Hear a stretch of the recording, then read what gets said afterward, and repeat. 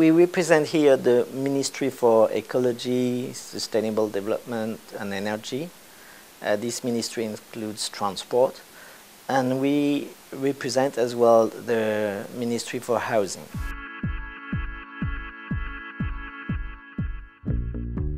We think that the US should go further, should be more ambitious. It would be nice for them to show more leadership on that topic because they have leadership in many fields, and in climate change they could have a real leadership as well.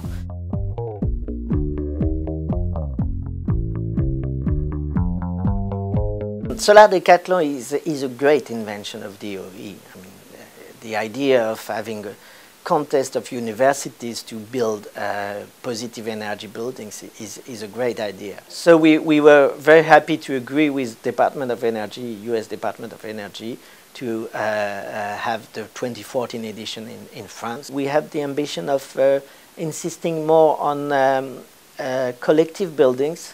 And the second focus we want to have is to include mobility. Holding that in Versailles, Versailles is the city of what we call in French Le Roi Soleil, the Sun's King. And so it's the image we want to give of France, an image of tradition and modernity.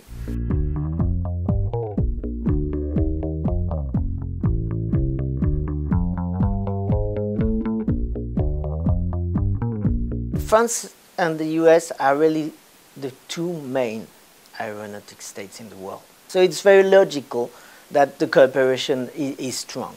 From that respect, the decision of Airbus to open an assembly line in Alabama is very positive. When you have an assembly line in Alabama, you create many jobs in Europe and in France too. I mean, it's one job in the US for 5 to 6 jobs in Europe that are created. This cooperation between France and the US is much beyond the Alabama operation. There is a very active cooperation between companies like Safran, who has a joint venture with GE, General Electric, for all the engines of 737 in the world. But you have other companies like Thales, like Zodiac, like Dassault, that have activities with the US aerospace industry, and that's very positive.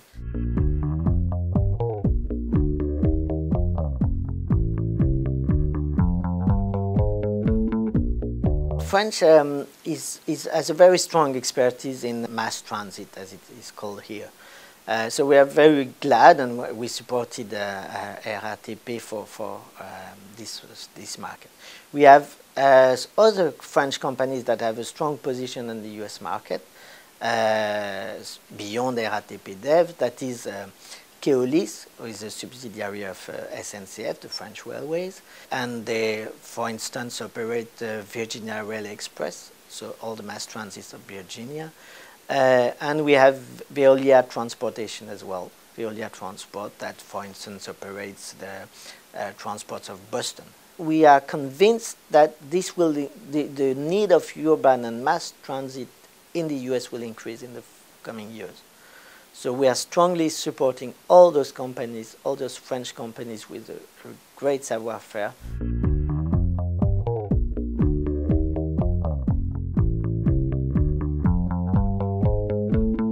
On high-speed rail, frankly, we are a bit disappointed. We think there is much debate, but not much action. We were disappointed by the fact that Florida renounced to its project. The Californian project is going on, but really slowly, and it's a difficult project. It's our real expertise in on real high speed, that is over 200 miles per hour, because it's there where there is a real shift from car or from plane to rail. I think that in the future, well, I'm optimistic that in the future there will be this need for such an infrastructure, but it will take time. We hope that it won't take too much time.